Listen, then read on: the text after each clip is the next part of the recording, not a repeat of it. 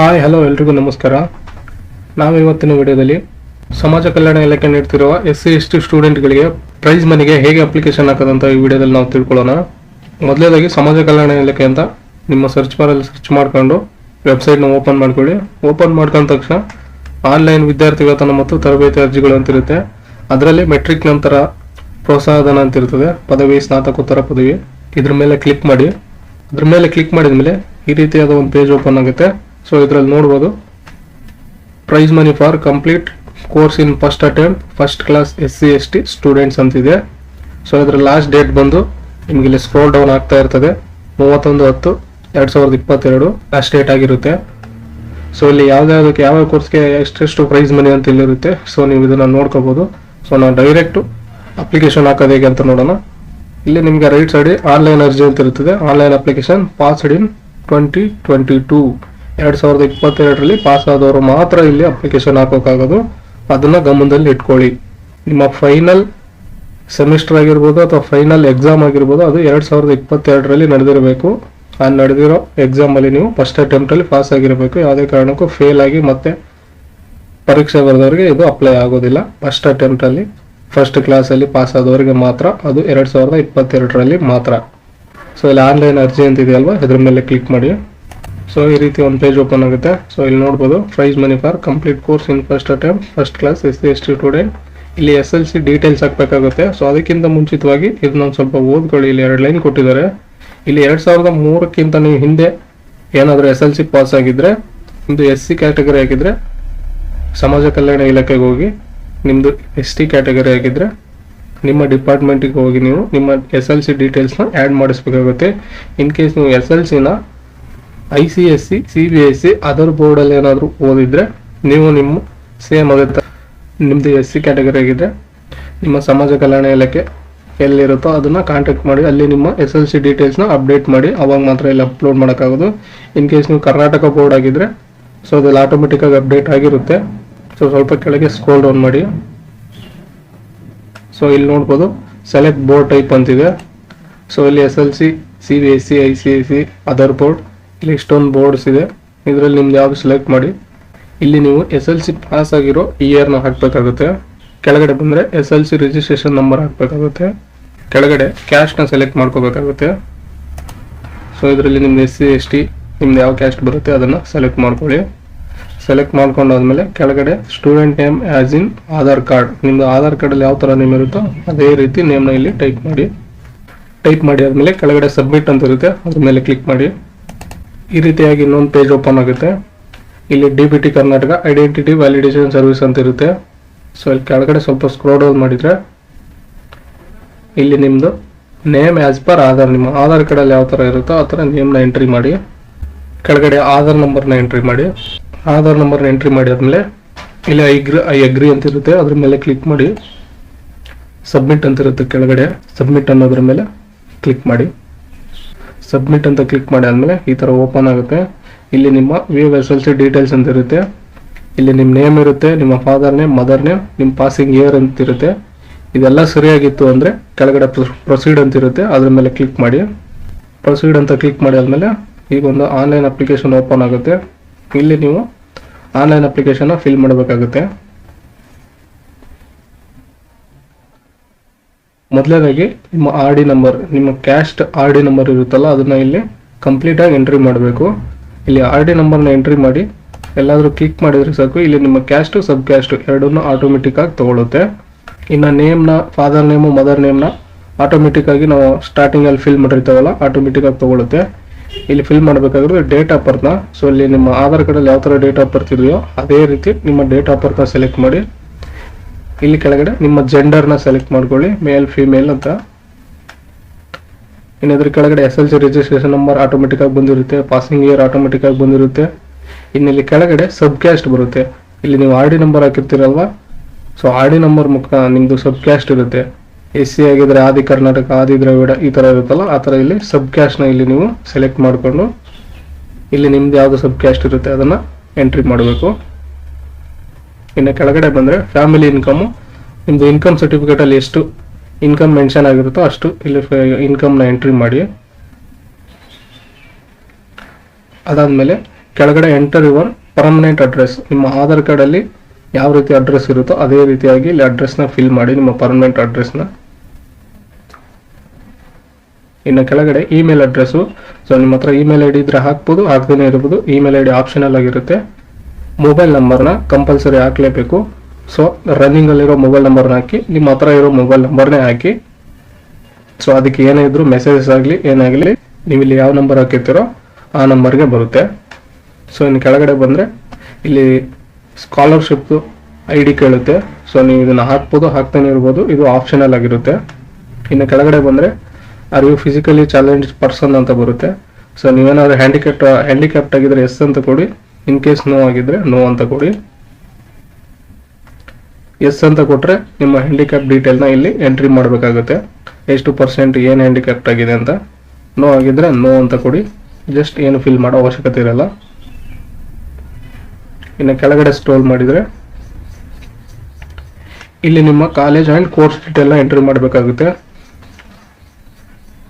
ನೀವು ಇಲ್ಲಿ ಸ್ಟಾರ್ಟಿಂಗಲ್ಲೇ ಯಾವ ಬೋರ್ಡ್ ಅಂತ ಸೆಲೆಕ್ಟ್ ಮಾಡ್ಕೊಂಡಿರ್ತಾರಲ್ವ, ಸೊ ಇನ್ ಕೇಸ್ CBSE ಆಗಿದ್ರೆ CBSE, ಕರ್ನಾಟಕ ಇದೆ ಕರ್ನಾಟಕ, ಆಟೋಮೆಟಿಕಾಗಿ ಸೆಲೆಕ್ಟ್ ಆಗಿರುತ್ತೆ.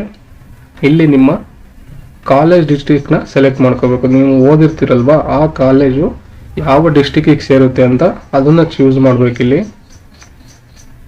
ಕೆಳಗಡೆ ನಿಮ್ಮ ಕಾಲೇಜ್ ತಾಲೂಕನ್ನ ಸೆಲೆಕ್ಟ್ ಮಾಡ್ಕೋಬೇಕು. ನಿಮ್ಮ ಕಾಲೇಜ್ ಯಾವ ತಾಲೂಕಲ್ಲಿ ಬರುತ್ತೆ ಅದನ್ನು ಸೆಲೆಕ್ಟ್ ಮಾಡಿ. ಇನ್ ಕೇಸ್ ನಿಮ್ಗೆ ಏನಾದ್ರು ಡಿಸ್ಟ್ರಿಕ್ಟ್ ತಾಲೂಕು ಗೊತ್ತಿಲ್ಲ ಅಂದ್ರೆ ಕಾಲೇಜು ನಿಮ್ಮ ಕಾಲೇಜ್ಗೆ ವಿಸಿಟ್ ಮಾಡಿ ಕನ್ಫರ್ಮ್ ಮಾಡಿಕೊಂಡು ಆ ನಂತರನೇ ನೀವು ಇಲ್ಲಿ ಎಂಟ್ರಿ ಮಾಡಿ. ಇನ್ ಕೇಸ್ ತಪ್ಪಾಗಿ ಎಂಟ್ರಿ ಮಾಡಿದರೆ ಅಪ್ಲಿಕೇಶನ್ ರಿಜೆಕ್ಟ್ ಆಗೋ ಚಾನ್ಸಸ್ ತುಂಬ ಇರುತ್ತೆ. ಇಲ್ಲಿ ನೀವು ಡಿಸ್ಟ್ರಿಕ್ಟು ತಾಲೂಕನ್ನ ಸೆಲೆಕ್ಟ್ ಮಾಡ್ಕೊಂಡಾದ್ಮೇಲೆ ಆ ಡಿಸ್ಟ್ರಿಕ್ಟಲ್ಲಿ ತಾಲೂಕಲ್ಲಿ ಬರೋ ಕಾಲೇಜ್ ನೇಮ್ಗಳು ಇಲ್ಲಿ ಡಿಸ್ಪ್ಲೇ ಆಗುತ್ತೆ. ನಿಮ್ಮ ಕಾಲೇಜ್ ನೇಮ್ ಏನು ಅಂತ ನೋಡಿಕೊಂಡು ಕರೆಕ್ಟಾಗಿ ನಿಮ್ಮ ಕಾಲೇಜ್ನ ಸೆಲೆಕ್ಟ್ ಮಾಡ್ಕೊಳ್ಳಿ. ಸೆಲೆಕ್ಟ್ ಮಾಡ್ಕೊಂಡಾದ್ಮೇಲೆ ಇಲ್ಲಿ ಕೋರ್ಸಸ್ಸು, ನೀವು ಯಾವ ಕೋರ್ಸ್ ಮೇಲೆ ಅಪ್ಲಿಕೇಶನ್ ಹಾಕ್ತಿದ್ರೋ, ಯಾವ ಕೋರ್ಸ್ ಕಂಪ್ಲೀಟ್ ಆಗಿರುತ್ತೋ 2022 ಆ ಕೋರ್ಸ್ನ ಮಾತ್ರ ಇಲ್ಲಿ ಸೆಲೆಕ್ಟ್ ಮಾಡ್ಕೊಳ್ಳಿ. ಸೆಲೆಕ್ಟ್ ಮಾಡಿಕೊಂಡು ಇಲ್ಲಿ ಪಾಸ್ಡ್ ಇಯರ್ ಒಂದೇ ಇರುತ್ತೆ, ಯಾಕಂದರೆ 2022 ಪಾಸ್ ಆದವರು ಮಾತ್ರ ಅಪ್ಲಿಕೇಶನ್ ಹಾಕೋದು. ಸೊ ಹಂಗಾಗಿ ಆ ಇಯರ್ ಮಾತ್ರ ಇರುತ್ತೆ ಇಲ್ಲಿ. ಇನ್ನು ಕೆಳಗಡೆ ಎಂಟರ್ ಎಕ್ಸಾಮ್ ರಿಜಿಸ್ಟ್ರೇಷನ್ ನಂಬರ್ ಅಂತ ಇರುತ್ತೆ. ಸೊ ಇಲ್ಲಿ ನಿಮ್ಮ ರಿಜಿಸ್ಟ್ರೇಷನ್ ನಂಬರ್ನ ಎಂಟ್ರಿ ಮಾಡಿ. ಇನ್ ಕೇಸ್ ನಿಮಗೆ ಗೊತ್ತಿಲ್ಲ ಅಂದರೆ ನಿಮ್ಮ ಮಾರ್ಕ್ಸ್ ಕಾರ್ಡಲ್ಲಿ ಇರುತ್ತೆ ಅಥವಾ ಹಾಲ್ ಟಿಕೆಟಲ್ಲಿ ಇರುತ್ತೆ. ಸೊ ಅದನ್ನು ನೋಡ್ಕೊಂಡು ನೀಟಾಗಿ ಎಂಟ್ರಿ ಮಾಡಿ. ಎಂಟ್ರಿ ಮಾಡಾದ್ಮೇಲೆ ಇಲ್ಲಿ ಕೆಳಗಡೆ ಕೋರ್ಸ್ ಕಾಂಬಿನೇಷನ್ ಕೇಳುತ್ತೆ. ಸೊ ನೀವು ಯಾವ ಕೋರ್ಸ್ದು ಯಾವ ಕಾಂಬಿನೇಷನ್ ತೊಗೊಂಡಿದ್ದೀರಾ ಅದನ್ನು ಸೆಲೆಕ್ಟ್ ಮಾಡ್ಕೊಳ್ಳಿ. ಇಲ್ಲಿ ಕೋರ್ಸ್ನ ಸೆಲೆಕ್ಟ್ ಮಾಡಿರ್ತೀರಲ್ವ, ಸೊ ಅದರಲ್ಲಿ ಯಾವ ಕಾಂಬಿನೇಷನ್ ತೊಗೊಂಡಿದ್ದೀರಾ ಅಂತ ಇಲ್ಲಿ ಸೆಲೆಕ್ಟ್ ಮಾಡ್ಕೊಳ್ಳಿ. ಸೆಲೆಕ್ಟ್ ಮಾಡ್ಕೊಂಡಾದ್ಮೇಲೆ ನಿಮ್ಮದು ಪರ್ಸೆಂಟೇಜಲ್ಲಿ ಬರುತ್ತಾ ಅಥವಾ CGPA ಬರುತ್ತಾ ಅಂತ ಇಲ್ಲಿ ಸೆಲೆಕ್ಟ್ ಮಾಡ್ಕೋಬೇಕಾಗುತ್ತೆ. ಪರ್ಸೆಂಟೇಜ್ ಆದರೆ ಪರ್ಸೆಂಟೇಜು, CGPA ಆದರೆ CGPA ಆದರೆ 10ನಲ್ಲಿ ಎಷ್ಟು ಬಂದಿದೆ ಅಂತ ಇಲ್ಲಿ ಎಂಟ್ರಿ ಮಾಡಬೇಕಾಗುತ್ತೆ. ಇನ್ ಕೇಸ್ ಪರ್ಸೆಂಟೇಜ್ ಆದರೆ ಇಲ್ಲಿ ಟೋಟಲ್ ಎಷ್ಟು ಮಾರ್ಕ್ಸು, ನೀವು ಎಷ್ಟು ಆ ಟೋಟಲ್ ಮಾರ್ಕ್ಸಲ್ಲಿ ಎಷ್ಟು ಮಾರ್ಕ್ಸ್ ತೊಗೊಂಡಿದ್ರೆ ಅಂತ ಇಲ್ಲಿ ಎಂಟ್ರಿ ಮಾಡಿದರೆ ಇಲ್ಲಿ ಆಟೋಮೆಟಿಕ್ಕಾಗಿ ಪರ್ಸೆಂಟೇಜ್ ಅದೇ ಕ್ಯಾಲ್ಕುಲೇಟ್ ಮಾಡ್ಕೊಳ್ಳುತ್ತೆ. ಕಾಲೇಜ್ ಡೀಟೇಲ್ಸ್ನ ಅಷ್ಟು ಕರೆಕ್ಟಾಗಿ ಫಿಲ್ ಮಾಡಿದ ಮೇಲೆ ಕೆಳಗಡೆ ಬನ್ನಿ. ಇಲ್ಲಿ ನಿಮ್ಮ ಬ್ಯಾಂಕ್ ಡೀಟೇಲ್ಸ್ನ ಆ್ಯಡ್ ಮಾಡಬೇಕಾಗುತ್ತೆ. ಇಲ್ಲಿ ನಿಮ್ಮದು ಯಾವ ಬ್ಯಾಂಕ್ ಅಂತ ನೀಟಾಗಿ ನೋಡಿಕೊಂಡು, ನಿಮ್ಮ ಹೆಸರಲ್ಲಿರೋ ಬ್ಯಾಂಕೇ ಆಗಿರಬೇಕು. ಸೊ ಅದು ಯಾವ ಬ್ಯಾಂಕ್ ಅಂತ ನೋಡಿಕೊಂಡು ಇಲ್ಲಿ ಸೆಲೆಕ್ಟ್ ಮಾಡ್ಕೊಳ್ಳಿ. ಸೆಲೆಕ್ಟ್ ಮಾಡ್ಕೊಂಡಾದ್ಮೇಲೆ ಬ್ಯಾಂಕ್ ಡಿಸ್ಟ್ರಿಕ್ಟ್ನ ಸೆಲೆಕ್ಟ್ ಮಾಡ್ಕೋಬೇಕಾಗುತ್ತೆ. ಇದೆಲ್ಲ ಡೀಟೇಲು ನಿಮ್ಮ ಬ್ಯಾಂಕ್ ಪಾಸ್ಬುಕ್ಕಲ್ಲಿರುತ್ತೆ. ಸೊ ನಿಮಗೆ ಗೊತ್ತಾಗಲಿಲ್ಲ ಅಂದರೆ ಅದರಲ್ಲಿ ನೋಡಿಕೊಂಡು ನೀಟಾಗಿ ಸೆಲೆಕ್ಟ್ ಮಾಡ್ಕೊಳ್ಳಿ. ಡಿಸ್ಟ್ರಿಕ್ಟ್ನ ಸೆಲೆಕ್ಟ್ ಮಾಡ್ಕೊಂಡಾದ್ಮೇಲೆ ಬ್ರ್ಯಾಂಚು, ನೀವು ಯಾವ ಡಿಸ್ಟ್ರಿಕ್ಟ್ ಸೆಲೆಕ್ಟ್ ಮಾಡ್ಕೋತೀರೋ ಅದರಲ್ಲಿ ಬೇರೆ ಬ್ರಾಂಚ್ ಇದಾವೆ ಅಂತ ತೋರಿಸುತ್ತೆ. ಅದರಲ್ಲಿ ನಿಮ್ಮ ಬ್ರಾಂಚ್ ಯಾವುದು ಅಂತ ಸೆಲೆಕ್ಟ್ ಮಾಡ್ಕೊಳ್ಳಿ. ಬ್ರಾಂಚ್ ಸೆಲೆಕ್ಟ್ ಮಾಡ್ಕೊಂಡ ತಕ್ಷಣ ಇಲ್ಲಿ ಆಟೋಮೆಟಿಕ್ಕಾಗಿ ಅಡ್ರೆಸ್ ಅದೇ ಫಿಲ್ ಆಗುತ್ತೆ. ಇನ್ನು ಕೆಳಗಡೆ ಅಕೌಂಟ್ ಹೋಲ್ಡರ್ ನೇಮ್, ಇಲ್ಲಿ ಪಾಸ್ಬುಕ್ ಯಾರ ಹೆಸರಲ್ಲಿದೆಯೋ ಅವ್ರ ಹೆಸರು ಹಾಕಿ. ಎಂಟರ್ ಅಕೌಂಟ್ ನಂಬರ್, ಇಲ್ಲಿ ಅಕೌಂಟ್ ನಂಬರ್ನ ನೀಟಾಗಿ ಒಂದು ನಂಬರ್ನ ಮಿಸ್ ಮಾಡ್ದೇನೆ ನೀಟಾಗಿ ಕೇರ್ಫುಲ್ಲಾಗಿ ಒಂದು ಸರಿ ಇಲ್ಲ 2 ಸರಿ ನೋಡಿಕೊಂಡು ಅಕೌಂಟ್ ನಂಬರ್ನ ಎಂಟ್ರಿ ಮಾಡಿ. ಬ್ಯಾಂಕ್ ಡೀಟೇಲ್ಸ್ ಆ್ಯಡ್ ಆದಮೇಲೆ ಸ್ವಲ್ಪ ಕೆಳಗಡೆ ಬನ್ನಿ. ಇಲ್ಲಿ ನೀವು ನಿಮ್ಮ ಡಾಕ್ಯುಮೆಂಟ್ಸ್ನ ಅಪ್ಲೋಡ್ ಮಾಡಬೇಕಾಗುತ್ತೆ. ಸೊ ಎಲ್ಲ ಡಾಕ್ಯುಮೆಂಟ್ಸು 100 KB ಒಳಗಡೆ ಇರಬೇಕು. 100 KB ಜಾಸ್ತಿ ಇದ್ದರೆ ಇದು ತೊಗೊಳ್ಳೋದಿಲ್ಲ. ಸೊ ಮೊದಲೇದಾಗಿ ನಿಮ್ಗೊಂದು ಪಾಸ್ಪೋರ್ಟ್ ಸೈಜ್ ಫೋಟೋ ಬೇಕಾಗುತ್ತೆ. ಅದು 100 KB ಒಳಗಡೆ ಇರಬೇಕು. JPG ಇರಬೇಕು. PDF ಫಾರ್ಮೆಟಲ್ಲಿ ಇದ್ರೆ ಆಗೋದಿಲ್ಲ. ಸೊ ಹಂಗಾಗಿ ಎಲ್ಲ ಡಾಕ್ಯುಮೆಂಟ್ನು JPG ಕನ್ವರ್ಟ್ ಮಾಡ್ಕೊಂಡು ಇಟ್ಕೊಳ್ಳಿ. ಸೊ ಇಲ್ಲಿ ಚೂಸ್ ಫೈಲ್ ಮಾಡಿ ನಿಮ್ಮ ಫೋಟೋ ಎಲ್ಲಿರುತ್ತೆ ಅದನ್ನು ಸೆಲೆಕ್ಟ್ ಮಾಡಿಕೊಂಡು ಅಪ್ಲೋಡ್ ಅಂತ ಕೊಟ್ಟರೆ ಇಲ್ಲಿ ನಿಮ್ಮ ಫೋಟೋ ಬರುತ್ತೆ. ಇನ್ನು ಕೆಳಗಡೆ ಕ್ಯಾಟ್ ಸರ್ಟಿಫಿಕೇಟು ಚೂಸ್ ಫೈಲ್ ಮಾಡಿ ಅಪ್ಲೋಡ್ ಅಂತ ಕೊಟ್ಟರೆ ಇಲ್ಲಿ ನಿಮ್ಮ ಕ್ಯಾಟ್ ಸರ್ಟಿಫಿಕೇಟ್ ತೋರಿಸುತ್ತೆ. ಇಲ್ಲಿ ಅಪ್ಲೋಡ್ ಲಾಸ್ಟ್ ಇಯರ್ ಸೆಮಿಸ್ಟರ್ ಅಥವಾ ಇಯರ್ ಮಾರ್ಕ್ಸ್ ಕಾರ್ಡ್ ಅಂತ ಇರುತ್ತೆ. ಸೊ ಇಲ್ಲಿ ನೀವು ಚೂಸ್ ಫೈಲ್ ಮಾಡಿ ಅಪ್ಲೋಡ್ ಅಂತ ಕೊಟ್ಟರೆ ಇಲ್ಲಿ ನಿಮ್ಮ ಮಾರ್ಕ್ಸ್ ಕಾರ್ಡ್ ಶೋ ಆಗುತ್ತೆ. ಸೊ ನೀವು ಅಪ್ಲೋಡ್ ಮಾಡೋಕ್ಕಿಂತ ಮುಂಚೆ ಇನ್ನೂ ಒಂದ್ಸರಿ ಕನ್ಫರ್ಮ್ ಮಾಡಿಕೊಂಡು ಅಪ್ಲೋಡ್ ಮಾಡಿ. ಇಲ್ಲಿ ನಿಮಗೆ ಶೋ ಆಗುತ್ತೆ 100% ನಿಮ್ದೇನಾ ಅಂತ. ಮಿಸ್ ಆಗಿ ನಾವು ಬೇರೆ ಯಾವುದಾದ್ರು ಸರ್ಟಿಫಿಕೇಟ್ನ ಅಪ್ಲೋಡ್ ಮಾಡಿದರೆ 100% ರಿಜೆಕ್ಟ್ ಆಗುತ್ತೆ. ಅದಕ್ಕೆ ಒಂದಲ್ಲ 2 ಸರಿ ನೋಡಿಕೊಂಡು ಅಪ್ಲೋಡ್ ಮಾಡಿ. ಇಲ್ಲಿ ಶೋ ಆಗುತ್ತೆ ಅದು 100% ನಿಮ್ಮದೇ ಅಂತ ಕನ್ಫರ್ಮ್ ಆದಮೇಲೆ ಮಾತ್ರ ಮುಂದಕ್ಕೆ ಹೋಗಿ. ಎಲ್ಲದನ್ನು ಅಪ್ಲೋಡ್ ಮಾಡಾದ್ಮೇಲೆ ಕೆಳಗಡೆ ಡಿಕ್ಲರೇಷನ್ ಇರುತ್ತೆ, ಇಲ್ಲ ಟಿಕ್ ಮಾರ್ಕೆ ಕ್ಲಿಕ್ ಮಾಡಿಬಿಟ್ಟು ಸಬ್ಮಿಟ್ ಅಂತ ಬರುತ್ತೆ. ಸಬ್ಮಿಟ್ ಅನ್ನೋದ್ರ ಮೇಲೆ ಕ್ಲಿಕ್ ಮಾಡಿ. ಸಬ್ಮಿಟ್ ಅಂತ ಕ್ಲಿಕ್ ಮಾಡಾದ್ಮೇಲೆ ಡೌನ್ಲೋಡ್ ಅಕ್ನಾಲೆಜ್ಮೆಂಟ್ ಅಂತ ಬರುತ್ತೆ. ನೀವು ಎಲ್ಲದು ಅಪ್ಲಿಕೇಶನ್ ಆನ್ಲೈನ್ ಅಪ್ಲಿಕೇಶನ್ ಕರೆಕ್ಟಾಗಿ ಫಿಲ್ ಮಾಡಿದರೆ 100% ಸಬ್ಮಿಟ್ ಆಗುತ್ತೆ. Your application has been registered successfully, your registration number is ಅಂತ ಇಲ್ಲ ನಿಮಗೊಂದು ಅಕ್ಲಾಯ್ಮೆಂಟ್ ನಂಬರ್ ಬರುತ್ತೆ. ಈ ನಂಬರ್ನ ನೋಟ್ ಮಾಡ್ಕೊಳ್ಳಿ ಅಥವಾ ಫೋಟೋನಾದ್ರು ತಕೊಂಡು ಇಟ್ಕೊಳ್ಳಿ. ಇನ್ನು ಕೆಳಗಡೆ ಬಂದರೆ click here to download acknowledgement ಅಂತ ಇರುತ್ತೆ. ಇದನ್ನು ಕಂಪಲ್ಸರಿ ಮಿಸ್ ಮಾಡ್ದೇನೆ ನೀವು ಡೌನ್ಲೋಡ್ ಮಾಡ್ಕೊಳ್ಳೇಬೇಕು. Click here to download acknowledgement ಇರುತ್ತೆ, ಇದ್ರ ಮೇಲೆ ಕ್ಲಿಕ್ ಮಾಡಿ. ಕ್ಲಿಕ್ ಮಾಡಿದ್ಮೇಲೆ ಈ ರೀತಿಯಾಗಿ ನಿಮಗೊಂದು PDF ಅಕ್ಲಾಯ್ಮೆಂಟ್ ಡೌನ್ಲೋಡ್ ಆಗುತ್ತೆ. ಸೊ ಇಲ್ಲಿ ನೋಡ್ಬೋದು ನಿಮ್ಮ ಅಕ್ಲಾಯ್ಮೆಂಟ್ ನಂಬರ್ ಇರುತ್ತೆ, ನಿಮ್ಮ ಹಾಕಿರೋ ಡೇಟ್ ಇರುತ್ತೆ, ನಿಮ್ಮ ನೇಮ್ ಇರುತ್ತೆ, father name, mother name, date of birth, ಯಾವ ಕ್ಯಾಸ್ಟು, SLC ಡೀಟೇಲ್ಸು, ನೀವು ಏನೇನು ಅಲ್ಲಿ ಡೀಟೇಲ್ಸ್ ಫಿಲ್ ಮಾಡಿರ್ತಾರೋ ಅದೆಲ್ಲ ಇಲ್ಲಿರುತ್ತೆ. ಒಂದ್ಸರಿ ನೋಡ್ಕೊಳ್ಳಿ. ಅದಾದ್ಮೇಲೆ ಕೆಳಗಡೆ ಬಂದು ಕಾಲೇಜ್ ಸರ್ಟಿಫಿಕೇಟ್ ಅಂತ ಇರುತ್ತೆ. ಇಲ್ಲಿ ನೀವು ಇದನ್ನೊಂದು PDF ಪ್ರಿಂಟ್ಔಟ್ ತಗೊಂಡು ಇಲ್ಲಿ ನಿಮ್ಮ ಕಾಲೇಜು ನೀವು ಇವಾಗ ಯಾವ ಕೋರ್ಸ್ ಮೇಲೆ ಅಪ್ಲಿಕೇಶನ್ ಹಾಕಿದಿರೋ ಆ ಕಾಲೇಜ್ಗೆ ಹೋಗಿ ಇಲ್ಲಿ ನಿಮ್ಮ ಪ್ರಿನ್ಸಿಪಲ್ ಸೀಲು ಸೈನ ಹಾಕಿಸ್ಬೇಕಾಗುತ್ತೆ. ಸೊ ಇದನ್ನು ಒಂದು ಪ್ರಿಂಟ್ಔಟ್ ತಗೊಂಡು ನೀವು ಯಾವ್ಯಾವ ಡಾಕ್ಯುಮೆಂಟ್ಸ್ನ ಇಲ್ಲಿ ಅಪ್ಲೋಡ್ ಮಾಡಿದ್ದೀರಾ ಆ ಎಲ್ಲ ಡಾಕ್ಯುಮೆಂಟ್ಸ್ನ ತಗೊಂಡು ನೀವು ಇವಾಗ ಯಾವ ಕೋರ್ಸ್ ಮೇಲೆ ಈ ಅಪ್ಲಿಕೇಶನ್ ಹಾಕಿದಿರೋ ಆ ಕಾಲೇಜ್ಗೆ ಹೋಗಿ ನೀವು ಇಲ್ಲಿ ಪ್ರಿನ್ಸಿಪಲ್ದು ಸೀಲು ಸೈನ್ ಹಾಕಿಸಿ ಇದನ್ನ ತಗೊಂಡು ನಿಮ್ಮ ಕಾಲೇಜ್ ಯಾವ ಡಿಸ್ಟಿಕಲ್ಲಿ ಇರುತ್ತೋ ಆ ಡಿಸ್ಟಿಕ್ಕಿಗೆ ತಾಲೂಕು ಆಫೀಸ್ ಇರುತ್ತೆ, ಸೋಷಿಯಲ್ ವೆಲ್ಫೇರ್ ಡಿಪಾರ್ಟ್ಮೆಂಟ್ ಅಂತ. ಸೊ ನೀವು ಅದನ್ನು ಅಲ್ಲಿಗೆ ತಗೊಂಡು ಕೊಡಬೇಕಾಗುತ್ತೆ. ಎಲ್ಲದು ಆಧಾರ್ ಕಾರ್ಡ್ ಆಗ್ಬೋದು, ನಿಮ್ಮ SLC ಮಾರ್ಕ್ಸ್ ಕಾರ್ಡ್, ನಿಮ್ಮ ಫೈನಲ್ ರಿಸಲ್ಟ್ ಮಾರ್ಕ್ಸ್ ಕಾರ್ಡ್, ಆಮೇಲೆ bank passbook, income certificate, cat certificate, ನಿಮ್ಮದು ಫೋಟೋ. ಸೊ ಇಷ್ಟು ಡಾಕ್ಯುಮೆಂಟ್ಸ್ನು ಎಲ್ಲದನ್ನು ತಗೊಂಡು ನೀವು ನಿಮ್ಮ ಕಾಲೇಜ್ ಯಾವ ಡಿಸ್ಟಿಕಲ್ಲಿ ಇರುತ್ತೋ ಆ ಡಿಸ್ಟಿಕ್ಕಿಗೆ ಒಂದು ಸೋಷಿಯಲ್ ವೆಲ್ಫೇರ್ ಡಿಪಾರ್ಟ್ಮೆಂಟ್ ಇರುತ್ತೆ, ಅಲ್ಲಿಗೆ ತಗೊಂಡೋಗಿ ಇದನ್ನು ಸಬ್ಮಿಟ್ ಮಾಡಬೇಕಾಗುತ್ತೆ.